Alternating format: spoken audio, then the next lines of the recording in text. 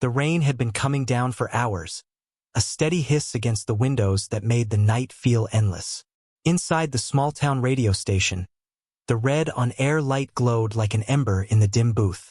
Daniel sat hunched over the soundboard, headphones pressed to one ear, his voice calm and smooth as it drifted through the static to whoever still listened at this hour. His show, Whisper Lines, was a late-night haunt for truckers, insomniacs, and the occasional conspiracy caller. He liked the solitude, the comfort of his own voice filling the silence. But that night, something about the air felt wrong. Thicker, colder, like the storm outside had carried something with it. It started as a faint hum through the static, a rhythm that didn't belong to the weather or the signal. He tapped the mic, adjusted the levels, but the noise remained, like a low voice under the static, whispering too fast to understand. He leaned closer, frowning, his reflection trembling in the dark glass. "We're getting some interference tonight," he said, trying to laugh it off. "If you're out there, stay warm, stay safe, and maybe stay inside." He queued up a track, a soft instrumental to fill the dead air. But before it could start, the phone line lit up. Line 1. He hesitated. The storm had knocked out half the region's power. Who could even be calling? "Whisper Lines, you're on the air," he said, voice steady. For a moment, only static answered. Then came breathing, uneven, shallow, close to the mic. "Hello?" He tried again. The voice that replied was his own. Not similar, identical. "Daniel?" it said, shaking, as if trying not to cry. "You have to listen to me. Don't go outside." He froze. The soundboard lights flickered. A chill ran down his spine so sharp it felt like a blade. "Is this a recording?" he whispered, trying to keep his tone professional, but his hands trembled. "Who is this?" The other Daniel coughed, the sound crackling through layers of distortion. "It's me," it said. "Tomorrow night. You won't believe it, but you'll see it too. Don't pick up the call." The line went dead. Daniel ripped off his headphones, staring at the silent phone. The rain outside had turned to a steady roar, thunder rumbling in the distance. For a moment he thought maybe it was a prank, a hacker, a trick of radio feedback. But his chest felt tight, his heartbeat stuttering against his ribs. The voice hadn't been faked. It had carried his breathing pattern, his nervous swallow, even the soft rasp he always heard on playback. He played the recorded callback once, then again. On the third playback, the message was different. The voice screamed, hoarse, broken, words drowned in static, but the terror was unmistakable. He yanked the tape out of the recorder and tossed it aside, chest heaving. He shut down the board, lights flickering as the storm surged again. The building's power faltered, plunging the booth into darkness except for the faint red glow of the on-air light, still burning though everything else had gone out. Daniel's phone buzzed in his pocket. No signal, no caller ID, just a notification. One new voicemail. He pressed play. His own voice whispered, trembling, "Don't go outside." He dropped the phone. For the first time in years, the man who'd spent his life comforting strangers through sleepless nights found himself afraid of silence. The storm was dying now, fading into a low drizzle. The air felt heavy and wet, every sound too loud. He waited for dawn, unable to shake the feeling that something was standing just beyond the booth glass, watching. When the power finally returned, the first pale light of morning seeped through the blinds. Daniel walked to the front desk to lock up. The receptionist, groggy and half asleep, handed him the call logs printed by the auto system. He froze as his eyes scanned the sheet. The call from that night, time-stamped 2:13 a.m., was marked as incoming. But under caller number, it listed his own phone number. His hand went numb. The page slipped from his grasp, fluttering to the floor. He looked out through the station's glass doors at the soaked street, the puddles glowing faintly under streetlights. In the distance, a faint hum of static drifted on the wind, low, rhythmic, familiar. He turned slowly toward the sound booth. The red on-air light had turned on again, though no one had touched it. The microphone was live, the line open, the faint hiss of static filling the speakers. He stepped closer, heart pounding, and through the noise, a whisper came. His own voice, calm, steady, saying the same words he'd said hours before. "We're getting some interference tonight. If you're out there, stay safe." The sound looped, repeating, bleeding into distortion until it became nothing but static and breath. He turned to leave, but his reflection in the booth window didn't move. It stared back, lips moving soundlessly, eyes wide with panic. Daniel backed away slowly, the hum of the storm fading into a long, sharp tone. Then, as suddenly as it had begun, the static stopped. The silence felt like it was listening. Outside, the rain started again, soft and endless, and through the hiss of water on glass came a faint echo of his own broadcast. Somewhere out there, on another frequency, another night, another version of him still whispering to whoever would listen.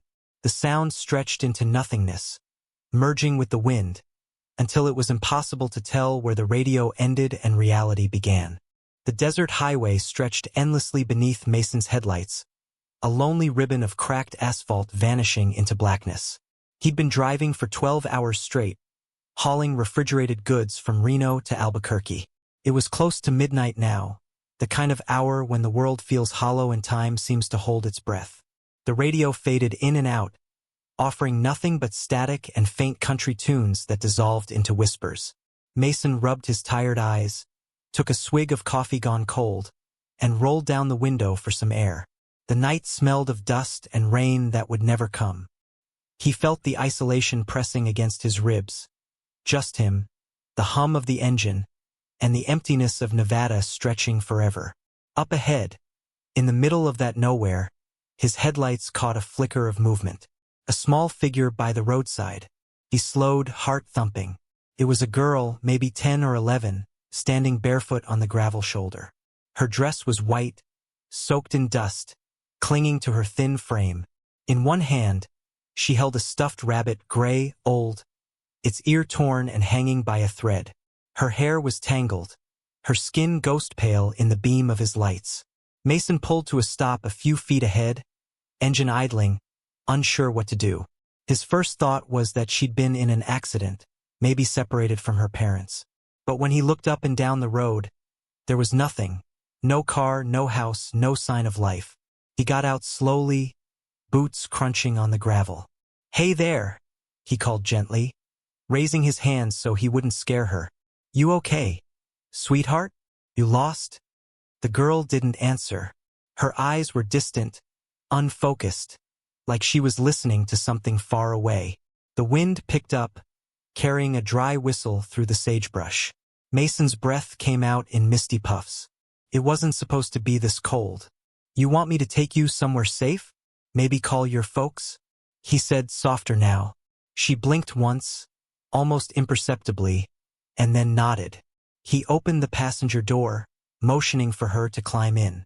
She hesitated before stepping forward. The gravel shifted under her bare feet, leaving faint impressions that vanished almost instantly. Mason tried not to stare at how pale her skin was, how her breath didn't seem to cloud in the cold night air. She sat quietly, clutching her rabbit. As he got back into the cab and started the truck rolling again, he glanced at her from the corner of his eye. She was staring out the window, face lit faintly by the dashboard glow, expression unreadable.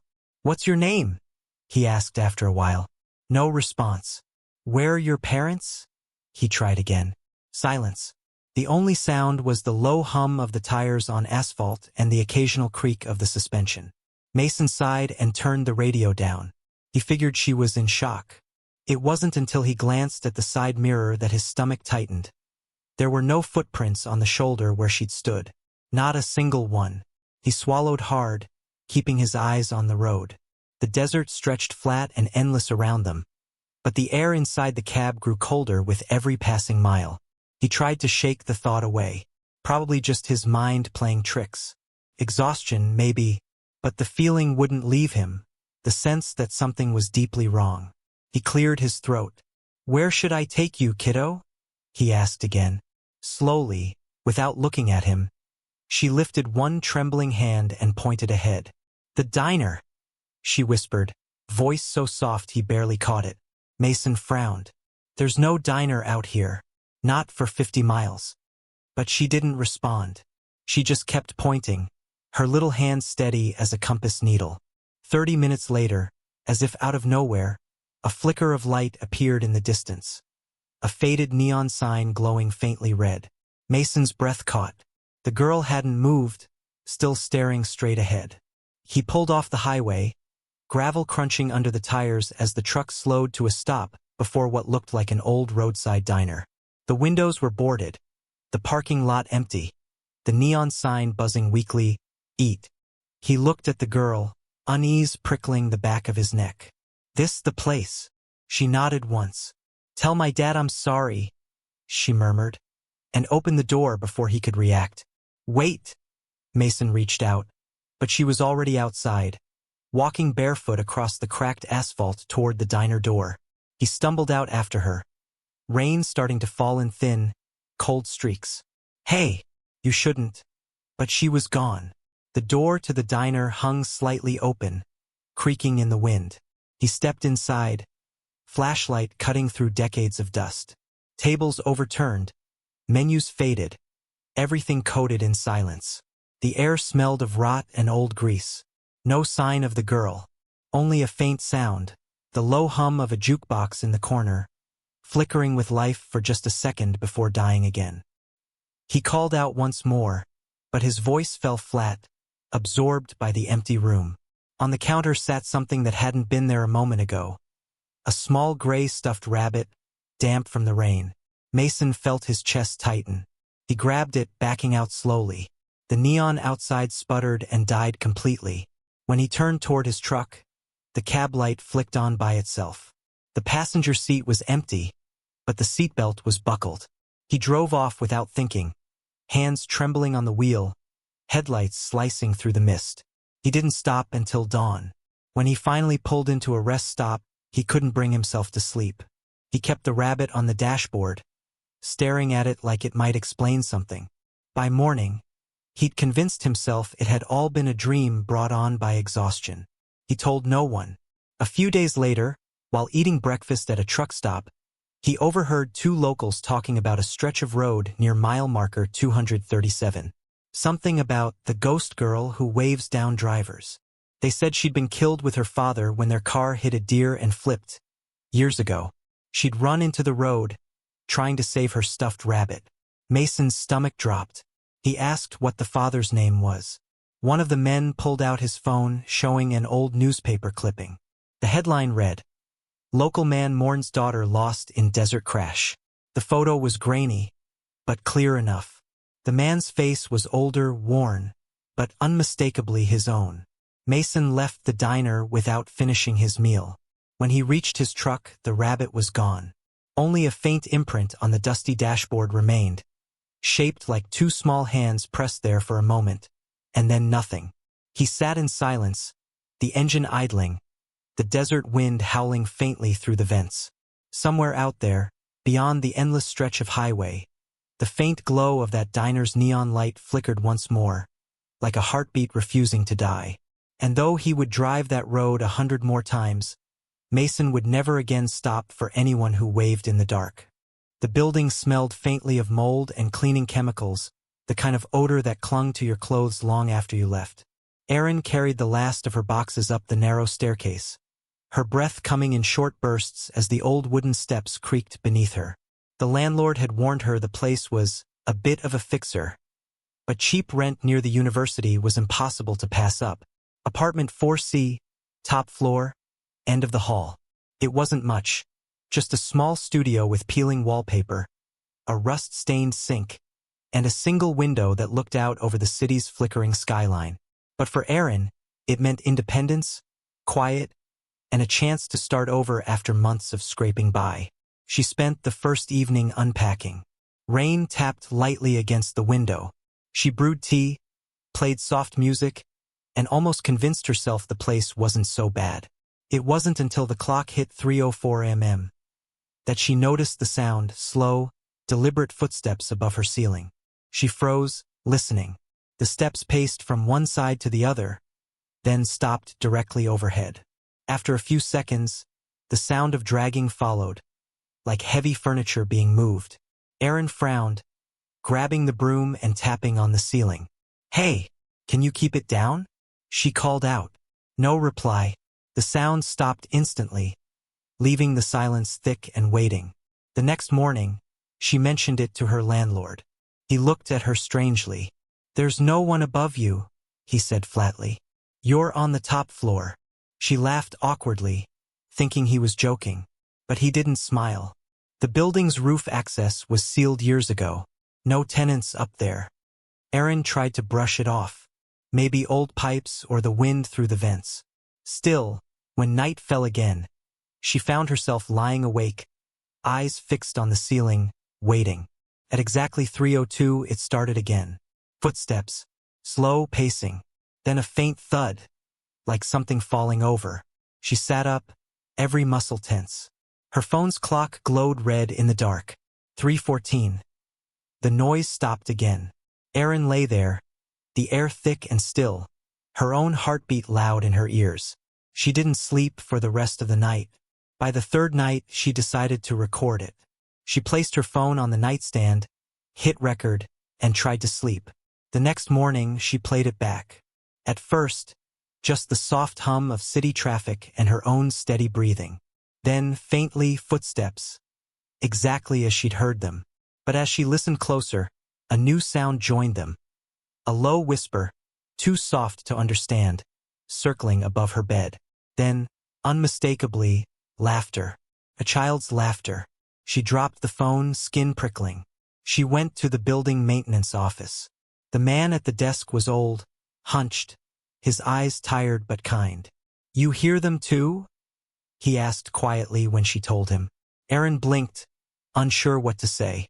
"I've been here 20 years, he continued. "That top floor's been sealed since before my time. Tenant went missing. Girl about your age. Never found her. They closed it off after that." His voice dropped to a whisper. "But sometimes, you still hear her moving furniture." That night, Erin couldn't bring herself to sleep. She kept every light on, sitting by the window, staring at the reflection of her pale face in the glass. At 3:00, the bulb in the corner flickered once, twice, then went out. The air turned icy. She could hear breathing, slow, heavy, coming from directly above. Heart pounding. She grabbed her flashlight and climbed out into the hallway. The stairwell to the roof was chained shut, but to the side, a narrow maintenance ladder led up to a hatch.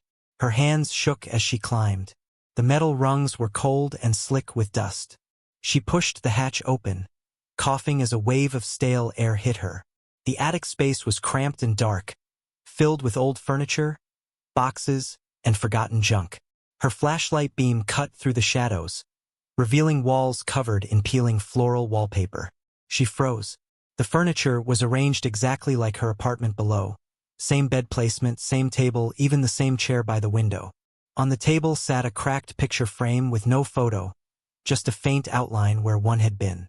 She stepped closer, the boards groaning beneath her feet. "Hello?" she whispered, though part of her didn't want an answer. Somewhere deeper in the shadows, a sound responded. A faint scraping, like something being dragged. The beam of her flashlight trembled as she aimed it toward the noise. A chair stood turned toward her, empty, its legs leaving deep marks in the dust as if it had just been pushed. Her heart hammered against her ribs. She stepped backward, her boot landing on something soft. She glanced down. A shoe print, barefoot, small, pressed fresh into the dust beside her. The attic went silent. Then came a whisper, close to her ear, so close she could feel the warmth of breath. "You shouldn't be here." She spun around, the light catching a shape behind her. A pale face, eyes wide and hollow, lips curling into something like a smile. The flashlight slipped from her grasp, clattering to the floor, the beam spinning wildly. When she scrambled to grab it again, the figure was gone. Only her own footprints remained, circling in the dust. Erin stumbled back down the ladder, slammed the hatch shut, and locked herself in her apartment.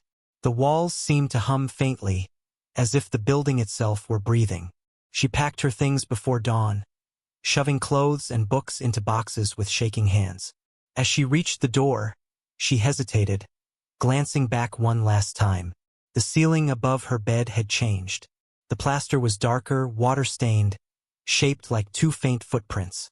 She left without looking back. The landlord found the keys in the mailbox the next day and shrugged. It wasn't the first time a tenant had left overnight, but when he went upstairs to check the apartment, he paused at the door. From inside came the faint sound of dragging furniture. Weeks later, a new tenant moved in. She loved the cheap rent and the quiet just like Erin once had. On her first night, as she unpacked boxes and set up her bed, she thought she heard movement from the apartment above. She smiled faintly and said aloud, "Guess I've got neighbors." But when she asked the landlord the next morning, he gave her the same answer. "There's no one above you."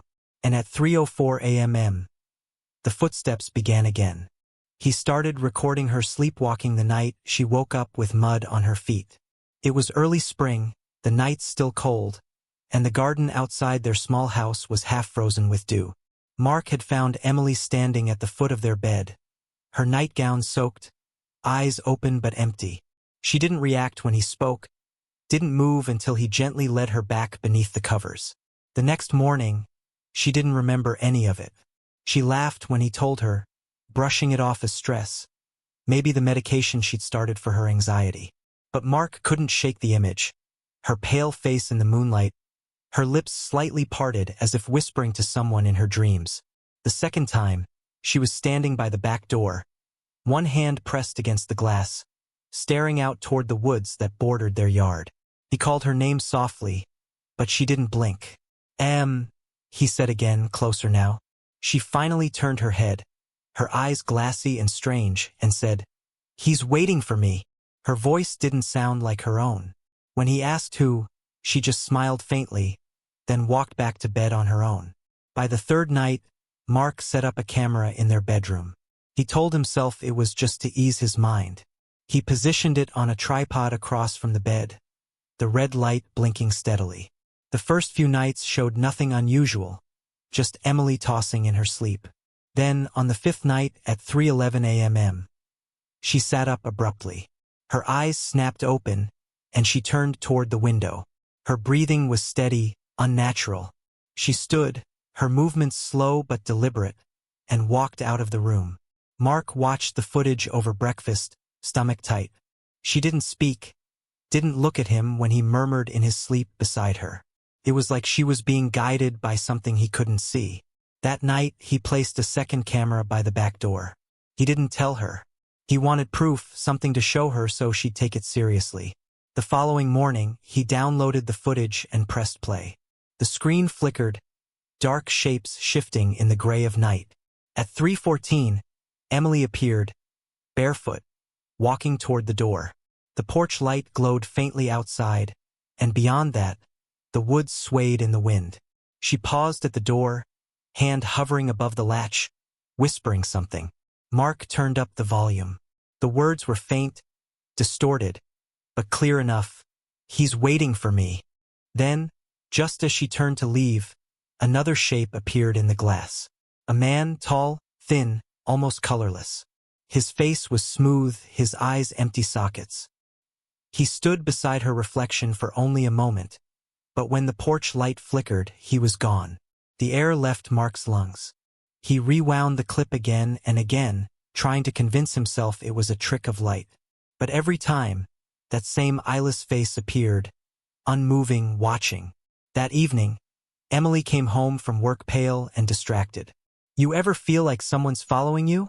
she asked, forcing a nervous laugh. Mark froze, hiding the trembling of his hands. "No," he lied. "Why?" She shook her head, staring out the window. "I don't know. I keep dreaming about the woods. I think he's out there." He decided not to tell her about the footage. Not yet. Instead, he began setting up cameras in every room, the living room, the hallway, even the garden. He barely slept, spending hours scanning through grainy night vision, the constant hum of the playback filling the dark. Each night, she woke at the same time. Each night, she went outside. But now, there were new things, movements in the shadows that didn't match her. Sometimes, the camera by the garden would catch something faintly human-shaped standing just beyond the trees, too still to be a trick of the wind. One night, Mark heard the creak of the floorboards before the alarm went off. He grabbed the flashlight, stumbling toward the back door. Emily stood outside, motionless. "Emily?" he called. No answer. He shone the light toward her, but the beam flickered, the battery draining too quickly. The shadows around her seemed too thick, as if absorbing the light. Come back inside." Slowly, she turned her head. Her eyes reflected the flashlight's glow like an animal's. Her lips moved soundlessly, then she raised one hand and pointed behind him. Mark spun around, but there was nothing. When he turned back, she was gone. He ran outside, calling her name into the freezing air, the grass crunching beneath his feet. The woods loomed black and silent, the wind still. He followed her footprints as far as the tree line before they vanished completely, as if she'd stepped off the earth itself. Panic clawed at his chest. He screamed her name again, the sound swallowed by the darkness. When he stumbled back inside, gasping, the house was utterly still. Then, from the bedroom, came the soft chime of his phone. A notification. The cameras had triggered motion detection. He opened the feed with shaking hands. The screen showed the bedroom, Emily, lying in bed, perfectly still. He frowned, confused. Slowly, the camera's angle began to tilt, as if something unseen had brushed against it. The lens focused on the far wall, where fresh mud streaked the wallpaper in long vertical lines. Then the video cut to static. He burst into the bedroom. Emily was there, eyes open, breathing steady. "You went outside," he said, voice trembling. She blinked slowly. "No," she whispered. "I've been here." He wanted to believe her.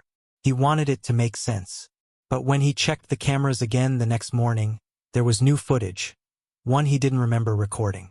It showed him, standing at the edge of the woods, motionless, staring toward the trees. From that night on, the sleepwalking stopped. But Emily wasn't the same. She moved through the house quietly, distracted, always glancing toward the garden as if expecting to see someone there. Mark tried to stop watching the footage, but curiosity gnawed at him. One night, after she'd fallen asleep, he opened the camera archive. There was a new file, time-stamped for that very moment. He clicked play. The footage showed their bedroom. Emily lying asleep, Mark sitting beside her, staring directly at the camera. His expression was blank, unblinking. Then, slowly, the figure on the screen smiled. His eyes were completely black. The real Mark froze in his chair, unable to breathe. The version of himself on the screen raised a finger to his lips and whispered, "Don't wake her." The feed cut to static. Outside, something moved in the trees, slow, deliberate, and heavy. In the reflection of the darkened monitor, Mark thought he saw his own face again. Just for a moment, standing behind him, eyes open, smiling that same hollow smile. The camera light flickered red, recording still, though no one had touched it. And from the garden, through the night air, came Emily's voice, soft and distant, whispering to someone only she could see, "He's waiting for me." The bus broke down just past midnight, somewhere along the desolate stretch of Highway 117. The storm had been following them for hours. Rain lashing against the windows, the sound like static hissing in the dark. Only 6 passengers remained, all strangers, their faces pale and tired under the dull glow of the overhead lights. The driver, a man named Hector, muttered under his breath as he stepped outside to check the engine. The bus door hissed shut behind him, sealing the rest of them inside. For a while, no one spoke. The only sound was the storm. The old man near the back was snoring softly, his head bobbing with every gust of wind. Across the aisle sat a young woman clutching her phone, staring at the screen even though there was no signal. 2 seats ahead, a couple whispered in anxious tones, trying to comfort each other. The narrator of this nightmare, a weary traveler named Sarah, sat by the window, tracing circles in the condensation. She'd been on this bus for nearly 8 hours, heading home after visiting her mother's grave. a ritual she repeated every year since the accident. When the headlights flickered and died, a low murmur rippled through the cabin. Sarah glanced outside, but the rain was so thick it blurred everything beyond the glass. Hector was still out there, his silhouette visible for a moment in a flash of lightning, bent over the hood, unmoving. Then darkness again. The young woman with the phone frowned and asked if anyone had a flashlight.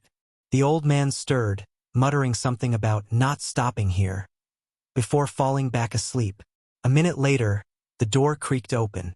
Hector climbed back inside, dripping wet, his uniform dark with rain. "Engines shot," he said flatly, wiping his face with a trembling hand. "Signals dead too. We'll have to wait for a patrol or another bus." His voice didn't sound right. Low, distorted, as though echoing from far away. Sarah frowned. Something about the way he spoke didn't match the warmth he'd had earlier in the trip. He walked slowly down the aisle, scanning each passenger. "No one go outside," he said softly. "It's not safe." Then he sat down in the front seat and stared out the windshield. The others murmured nervously, but no one moved. Time stretched thin, minutes turning into something shapeless. The air inside the bus grew cold enough that their breath began to fog. Sarah checked her watch. 12:47 a.m. The rain was easing now, replaced by an eerie stillness. She looked out the window again, and for a moment, she saw someone standing by the road. Not Hector, someone else. A figure in the dark, tall and still, facing the bus. Its head tilted slightly as though studying them. Lightning flashed again and it was gone. She blinked, pressing her hand against the cold glass. "Did anyone see that?" she whispered. The young woman turned, confused. "See what?" Sarah hesitated, then shook her head. "Nothing." But the unease was already creeping in. She could feel it, the weight of something unseen pressing against the edges of the night. Half an hour later, the lights flickered back on. The couple sighed in relief, and the old man muttered something about miracles. But then Sarah noticed Hector was gone. His seat was empty, his jacket still damp, slung over the armrest.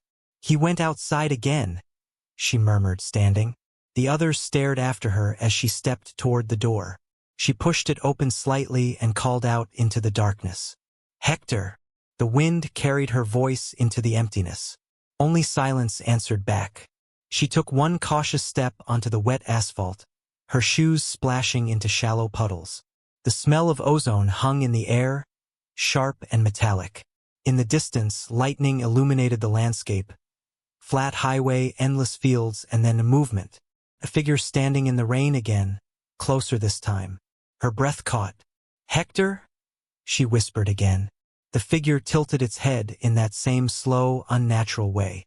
Then, impossibly, it smiled. Even from that distance, she could see it, the gleam of too many teeth. She stumbled back, reaching for the bus handle, but it shut abruptly, sealing her outside. The lights flickered off again. Inside, the passengers screamed. Something was moving through the aisle, its shape barely visible in the darkness.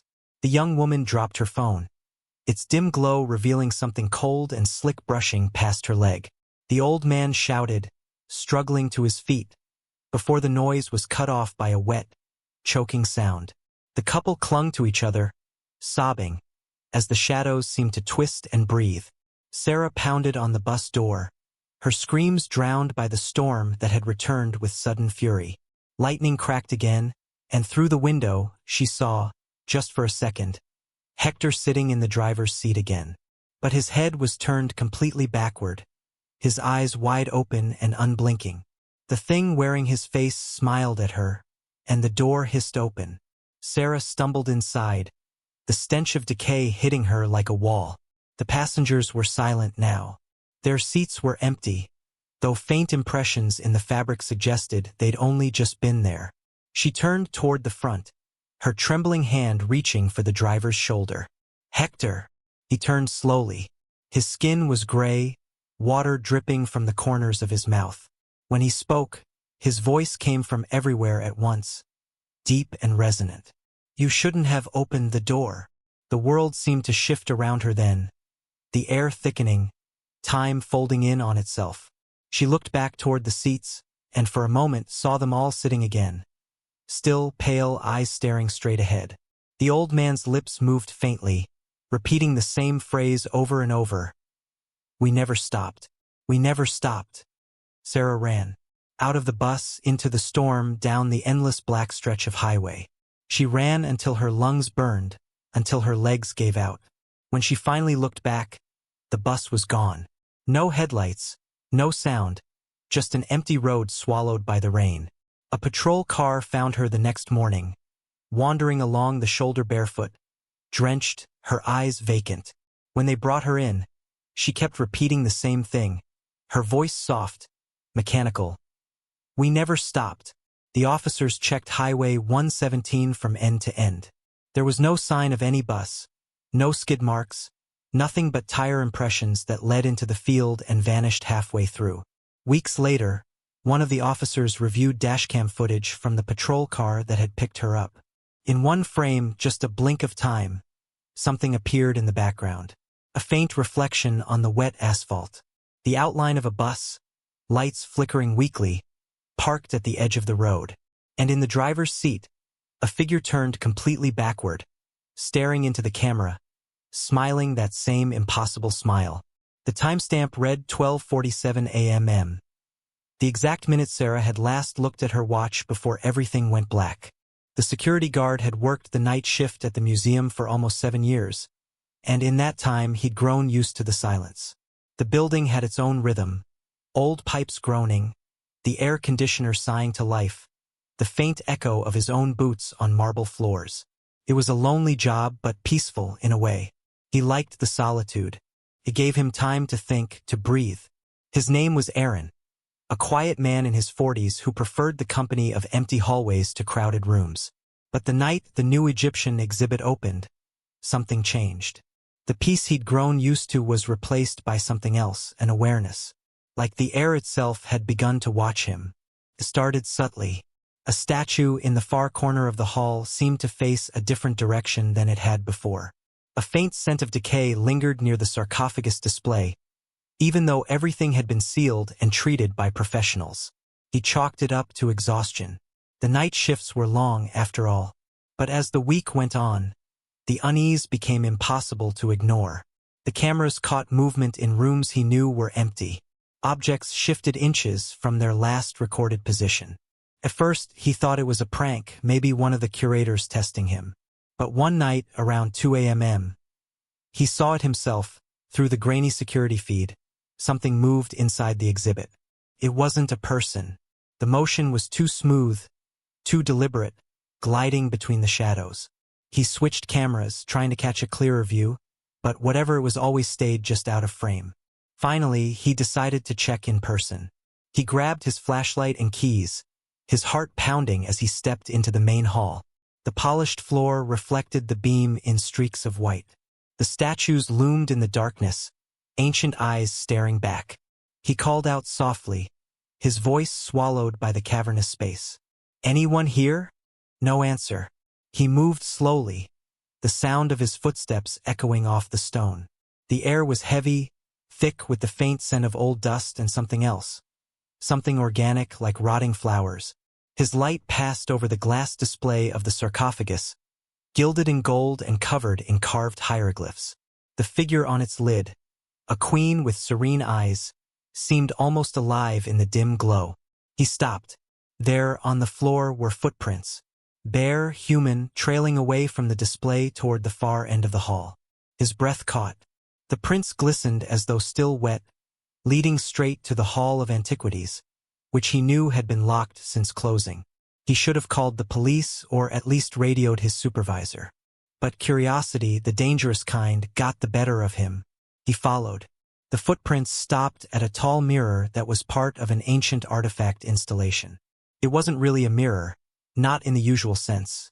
It was obsidian, smooth and black as oil, said to have been used by priests for rituals of communication with the dead. He'd read the plaque dozens of times before, but tonight it looked different. The surface rippled faintly, as if breathing. His reflection looked wrong.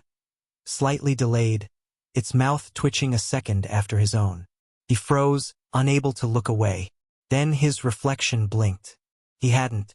His heart slammed in his chest. The light flickered, the air suddenly colder. He stepped back, whispering to himself, "It's just my mind." But his reflection didn't move. It stood still, head tilted slightly, eyes locked onto his. Then it smiled, a slow, unnatural curl that stretched too wide. The lights in the hall went out completely. For a few seconds, there was nothing but darkness and the sound of his breathing. Then, faintly, from the direction of the sarcophagus, came a low scraping noise, like something dragging across stone. Aaron raised his flashlight with trembling hands and aimed it toward the sound. The sarcophagus lid had shifted. He knew it had been sealed with metal clamps, secured by professionals earlier that day. Now it was slightly ajar, a thin gap of darkness visible beneath the lid. He wanted to run. Every instinct in him screamed to leave. But he couldn't. The air had turned heavy, pressing down on him, thick with the scent of old earth. The scraping sound came again, louder this time. Then a whisper, ancient words he didn't understand, low and rhythmic, echoing off the walls. The flashlight flickered. For a split second, he saw movement from the corner of his eye. A shadow stepping out from behind the sarcophagus, impossibly tall, its outline shifting like smoke. Aaron stumbled backward, the beam shaking wildly. "Who's there?" he shouted, voice breaking. No response. Just that whispering, now closer. The shadow drifted toward him, its shape flickering, sometimes human, sometimes something else entirely, elongated, wrong. The closer it came, the colder the air grew, until his breath turned white. He turned and ran. Down the hall, through the archways, his footsteps echoing like thunder. But as he reached for the exit door, the hallway ahead stretched longer, the walls warping like melting glass. The exit sign flickered, always just a little too far away. He could still hear the whispering, right behind him now. He risked a glance back and saw his own reflection again, sprinting in the opposite direction, perfectly mirroring his movements but grinning, wide and lifeless. He finally burst through the door into the main lobby, gasping. The lights were back on. Everything looked normal again, the displays, the corridors, even the cameras blinking red on the walls. His reflection in the glass doors looked like his own again. He laughed shakily, telling himself he'd lost it. Maybe he'd fallen asleep at the monitors, dreaming on the job. He reached for the radio to call it in, but stopped when he saw his hands. They were covered in dirt, dark, grainy, and smelling faintly of decay. He stumbled toward the restroom to wash them. But when he flipped the switch, the mirror above the sink showed not his face, but the museum hallway, the obsidian mirror. And in that reflection, he saw the sarcophagus lid sliding open completely. He dropped the flashlight. The image rippled like water, and for a heartbeat, he thought he saw something looking back. Pale, eyeless, its mouth moving as though forming words. Then the mirror cracked. A sound like distant thunder rolled through the museum, and every light went out again. When the morning shift arrived, they found the building dark, the security office empty. The cameras showed nothing unusual except for one angle, the one facing the Egyptian exhibit. The sarcophagus lid was open, the inside empty. And on the floor, near the base of the obsidian mirror, were wet footprints leading away. Later that day, when the museum director reviewed the footage, she noticed something else, barely visible but there. In the reflection of the glass display, a man's figure stood beside the queen's sarcophagus, unmoving, his head slightly tilted, a faint smile on his lips. His name tag caught the faintest glint of light. Aaron. No one ever found him. The cameras still trigger motion sensors in the Egyptian exhibit from time to time, always around 2 a.m. The same hour the night guard vanished. And sometimes visitors say they feel someone standing just behind them when they look into the obsidian mirror. Someone breathing quietly, just close enough to fog the glass. The old church bell tower had stood silent for years, its once thundering chimes now nothing more than a relic of a bygone era. But tonight, in the dead of winter, the bell rang again. Emma, the new caretaker of the church, had just moved into the small cottage at the edge of the grounds. She'd taken the job, mostly to get away from the noise of the city and find peace. The isolation was comforting at first, but now, in the darkness of her first week, she was beginning to feel like she wasn't quite alone. It started with strange sounds, faint whispers in the hallways, like someone was breathing just behind her. The air in the church felt heavy, thick, as if the walls themselves were holding their breath. But it wasn't until she heard the bell that things truly changed. It was 3:30 a.m. when the bells started to toll. The sound wasn't deep or full. It was weak, distant, almost hollow. She knew the bell hadn't rung in decades, not since the church had been abandoned after the fire that tore through the neighboring town. The fire that claimed so many lives, including the priest who had lived here before her. Emma couldn't bring herself to ignore it. Grabbing her coat, she made her way to the church, the snow crunching under her boots. The wind howled as she pushed the door open, but it was the faint glow of candlelight she saw first, flickering from the altar. That's when she heard it. A voice, low and familiar, whispering her name from the shadows. The thunderstorm raged outside, the wind howling through the cracks in the old farmhouse. Mia stood in the kitchen, staring out the rain-splattered window, her hands trembling around the cup of tea she hadn't taken a sip of. It was supposed to be a peaceful getaway, a break from the chaos of city life. But the moment she stepped foot into the house, something felt wrong. She'd arrived earlier that evening after dark, and had spent the first few hours settling in, unpacking her bags, and admiring the charming rustic details of the house.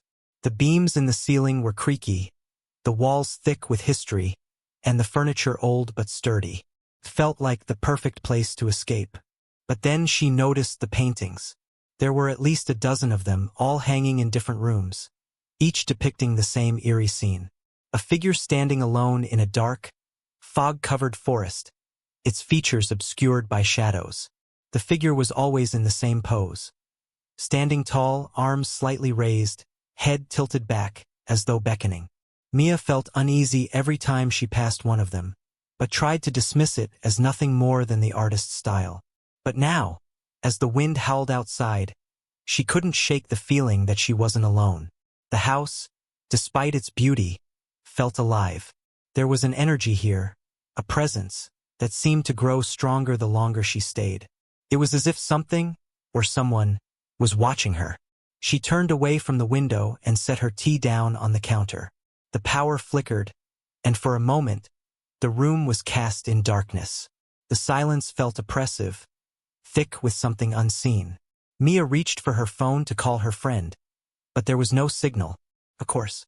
She cursed under her breath, pocketing the device. That's when she heard it.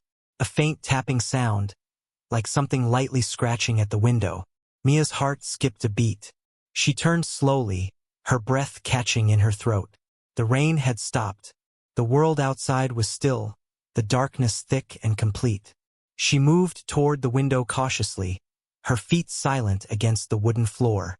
The tapping grew louder, more insistent, as though someone, or something, was trying to get her attention.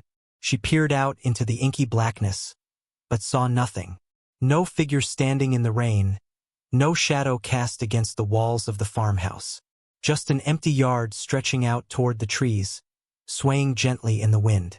Mia let out a breath she didn't realize she was holding. The sound had stopped. It was just the wind, she told herself, just the storm playing tricks on her. She turned away from the window and froze. In the reflection of the glass, she saw the figure standing behind her. Tall, shrouded in darkness. She spun around, but the room was empty.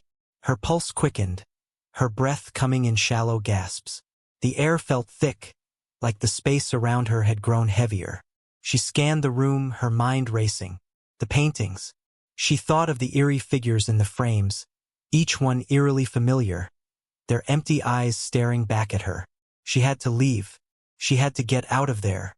Mia rushed for the front door, her heart pounding in her chest, only to find it locked. She pulled the handle over and over, but it wouldn't budge. The door, made of sturdy oak and heavy brass, was jammed tight. Panic surged through her, and she backed away, stumbling toward the staircase. At the top of the stairs, she froze. The figure was standing there. The tall, shadowed figure from the paintings. His face still hidden, but now closer, much closer. It didn't move, didn't speak. It just stood there, watching her. Mia's mind raced. She turned and ran, her feet pounding against the old wooden floorboards, the sound of her breath frantic and sharp in her ears. She reached the back door and pulled the handle with all her strength. It opened. The cold air rushed in, and Mia bolted into the yard, her feet slipping on the slick grass as she ran for the gate. She didn't dare look back, her body shaking, her heart threatening to burst from her chest. She reached the road, her chest heaving with each gasping breath. She stopped, her legs weak beneath her, and turned back toward the house. There, in the window of the second floor, the figure stood again, watching her. She ran faster, not stopping until she reached the nearest town, where she stumbled into the first open shop she found. The shopkeeper, an elderly man with kind eyes, looked at her with confusion when she begged him for help. "You're the one who rented the farmhouse, right?" he asked gently. "You're the first one to stay there in years." Mia nodded, her throat tight. "I need to get out of here. That place. There's something wrong with it." The shopkeeper's face darkened, and he set down the tea he was pouring for himself. "I thought you should know. The people who stayed there. They didn't leave. Not all of them." Mia felt the blood drain from her face. "What do you mean?" He looked at her, a sorrowful expression crossing his features. "They were the last ones who saw it. The figure in the forest, the one who waits in the darkness. They never came back. The paintings, the ones you saw, they're all that's left of them." Mia's pulse raced. "You're saying the people who were in that house, they didn't leave, miss. Not in the way you think." He turned away, his voice dropping to a whisper. "They became part of the house, part of the darkness, like the figure in the forest. And now they wait for someone else." Mia didn't say another word. She left the shop in a daze, the image of the figure standing in the window seared into her mind. The small town of West Hollow had always been quiet, the kind of place where everyone knew each other's name, and secrets were buried deep within the earth. But there was something that lingered on the outskirts of town, a darkness, an unspoken truth that the townsfolk never discussed aloud. It had started years ago, with the disappearance of a local teenager, a boy named Adam. He'd gone out for a late-night walk and never returned. The police had searched for days, but no trace of him was ever found. No footprints, no evidence, not even a single clue. The town had moved on quickly, as small towns do, but the whispers never stopped. In the years that followed, more people vanished. One by one, families would report their loved ones missing, but each investigation ended the same way, with no explanation, no leads. And the town began to change. It wasn't just the disappearances. There was a shift in the air, a heaviness, a sense that something was waiting, watching. When Sarah moved to West Hollow, she didn't know any of this. She was just looking for a fresh start, a new life away from the chaos of the city. But almost immediately, she felt it, the pull of something wrong. The way the streets seemed too quiet at night, the way the neighbors' smiles never reached their eyes. At first, she thought it was just her imagination, the kind of nervousness that comes from moving to an unfamiliar place. But the longer she stayed, the more she realized there was something beneath the surface, something that wasn't right. It started with the dreams. Every night, Sarah would wake in a cold sweat, heart racing, from the same nightmare. A figure standing just beyond the edge of her vision, always just out of reach.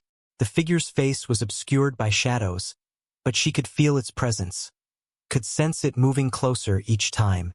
And then, a voice, low and distant, whispering her name. Sarah tried to ignore it at first. She told herself it was stress, that it was just the pressure of moving to a new town.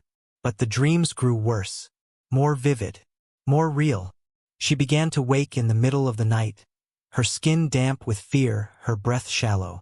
And still, the whispers continued, each night drawing closer, until the day she woke to find something else. A footprint outside her window. It wasn't possible. No one had been near her house. There was no reason for it, no explanation. And yet, the footprint was there, clearly visible in the damp earth beneath the window. A single step, as though someone or something had been watching her while she slept. The next day, she asked around town, but the neighbors were quiet. Too quiet. They looked at her as if she were asking the wrong questions, as if they all knew something she didn't. When she mentioned the footprint to the local sheriff, his face went pale. He told her to stay inside after dark, to avoid going near the woods. But he didn't explain why. Sarah couldn't shake the feeling that something was closing in on her, that she was being watched. The dreams continued, the whispers grew louder, and she couldn't sleep anymore. She began to feel like she was losing her mind, until one evening, while walking home through the woods, she saw him. Adam. It was only for a moment, but it was enough. His figure, pale and gaunt, stood at the edge of the trees, just out of the corner of her eye. When she turned to look directly at him, he was gone. Her heart pounded in her chest. She ran home, her breath catching in her throat. That night, the whispers came again, more urgent this time, calling her name. But this time, they were followed by another voice, one she hadn't heard before. A voice that sounded familiar but cold, detached. The next day, she visited the old cemetery on the edge of town. She knew she had to go there, had to find out what was happening, what the town was hiding. And there, among the headstones, she found a small plaque, weathered and worn. It read, "In memory of Adam Lark, 1992 to 2010. But beneath the name there was something else. A symbol she recognized from the dreams. The same one that had appeared in every nightmare, every whisper, every dark corner of her mind. It was a symbol of something ancient, something evil. The truth began to piece itself together then. The disappearances, the strange happenings, the whispers. It was all connected. But it wasn't until she returned home that night that she understood the final piece of the puzzle. The figure in the shadows, the one from her dreams, wasn't just following her. It was calling her. And it wasn't alone. The town was a place of sacrifice. A place where the missing had been taken, not to be found, but to become part of something darker. The thing in the woods, the thing in her dreams, was the town's guardian. A creature that had fed on the souls of the lost for generations. And now it was ready for her. That night, as Sarah lay in bed, the whispers came again. Louder, clearer, more insistent. But this time they weren't just whispers. They were words. "You belong to us now." The floorboards creaked. The shadows in her room stretched and moved. And from the corner of the room, where the darkness was thickest, the figure appeared, its eyes glowing with that same cold, detached hunger. Sarah tried to scream, but no sound came. The whispers had drowned her voice. The last thing she saw before everything went black was the figure moving closer, its arms outstretched. The next morning, the town was quiet, as it always was. The sun rose, casting light over the streets, and life moved on. No one spoke of Sarah again, as though she had never existed at all. And if you asked anyone about the whispers in the woods, they'd just smile and tell you it was nothing, nothing at all. The wind howled through the narrow alleyways of the city, carrying with it a faint, unsettling hum that seemed to vibrate the very air. It was late, too late for most people to be out, but there he was, walking the streets as if the night was just another part of his routine. James, a private investigator, had spent his entire career chasing ghosts, mysteries that most people had forgotten about or deemed unsolvable. But this case, the one that had started just a week ago, was different. Something about it gnawed at him, something deeper than usual. He had been following a trail of disturbing events tied to a missing girl, and the further he dug, the stranger the clues became. Each lead brought him closer to an ancient, forgotten district of the city, a place that had once been home to some of its wealthiest residents, but had long since fallen into disrepair. The houses here had been abandoned for decades, their walls crumbling and windows shattered. The streets, once bustling with life, now stood eerily silent. It was as if the place had been forgotten by time itself. But James had no choice. He had to keep going. The further he went into the district, the more the hum grew louder, until it was almost deafening. It seemed to come from everywhere, bouncing off the walls, filling the air with a low, unnatural frequency. And then, just as he was about to turn back, he saw it. An old mansion at the end of the street, its silhouette barely visible in the fog.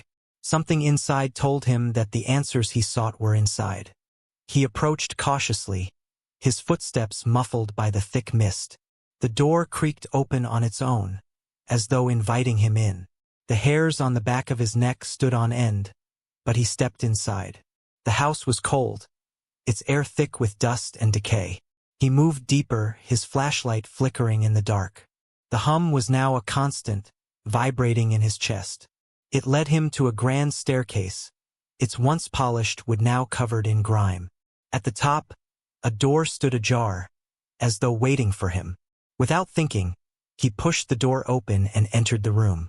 It was large, its walls lined with shelves that seemed to stretch on forever, filled with old books and artifacts.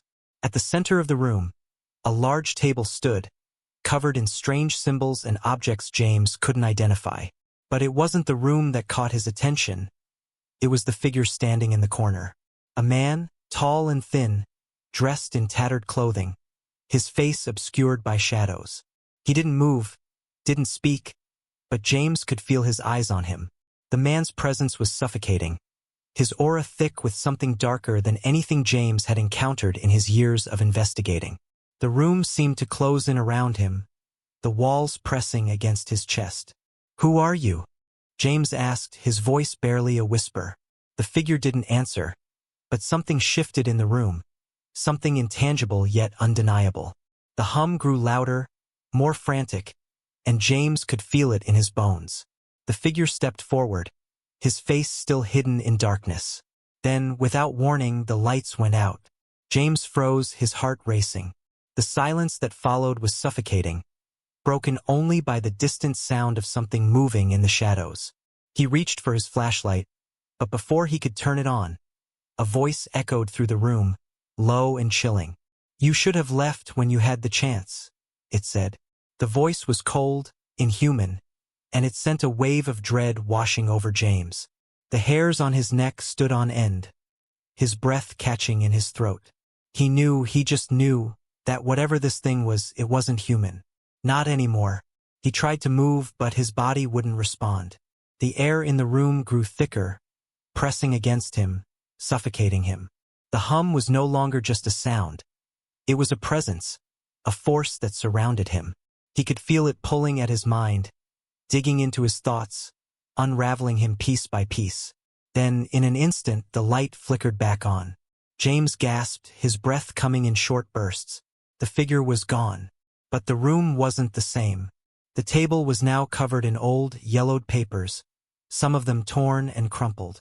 The symbols had shifted, their meaning now clear, ancient, forbidden, evil. The missing girl, the one he had been chasing, was now at the center of it all. Her face, pale and distorted, stared up at him from the papers.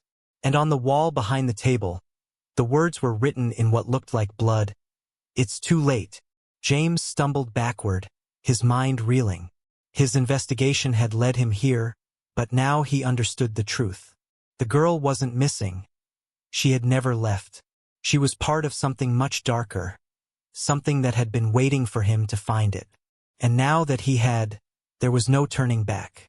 It was a quiet afternoon when Thomas, a young man from the neighboring town, decided to explore the old lighthouse that had been abandoned for years. He had heard the stories, the ones about strange lights flickering from the top when the wind howled through the cliffs, and the eerie cries carried by the sea. But Thomas was a skeptic. He didn't believe in ghost stories or legends, and he figured it would be an interesting way to spend his Saturday. The lighthouse sat on a jagged cliff, its structure weathered by decades of salt and wind. As Thomas approached, a sense of unease washed over him. The air was thick with fog, and the lighthouse loomed like a forgotten sentinel. The door creaked loudly as he pushed it open, the sound echoing through the abandoned building. Inside, the air was musty, stale with the smell of salt water and decay. His footsteps echoed on the old wooden floor as he climbed the spiral staircase, the creaks and groans of the structure giving way to the growing silence around him. At the top, the view was breathtaking, but it felt wrong. The sea below churned violently, and the fog seemed to grow thicker, swallowing the world in a blanket of white. He turned to leave, but that's when he saw it.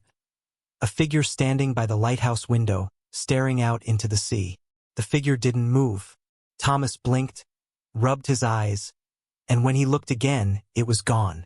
He felt his heart race in his chest. Something wasn't right.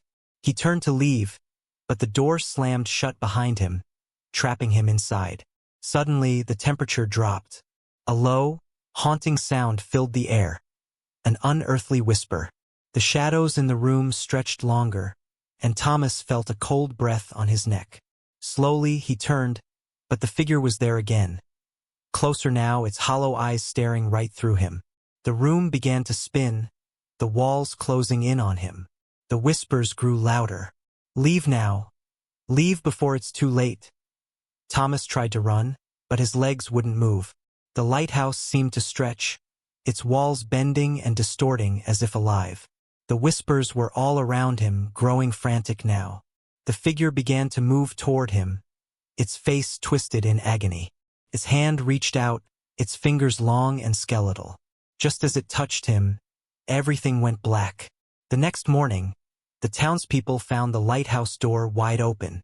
There was no sign of Thomas. The air was still, the sea calm, but in the window the fog lifted just enough for them to see. There, in the glass, was a reflection of Thomas, his face twisted in terror, staring back at them from the other side. They say the lighthouse calls to those who don't believe. It calls them to see things they're not meant to understand, and once they've seen, they're never seen again. The rain had started to fall in sheets as Sarah trudged down the empty street, her shoes slapping against the wet pavement. The storm had come out of nowhere, dark clouds swallowing the sky, the winds picking up violently. She should have stayed inside, should have listened to the warnings, but something had driven her out, something she couldn't quite explain. Her breath was shallow, her mind foggy with confusion. She didn't know why she was walking here, why she was so drawn to the old house at the end of the street. The house had always been there, abandoned for as long as Sarah could remember.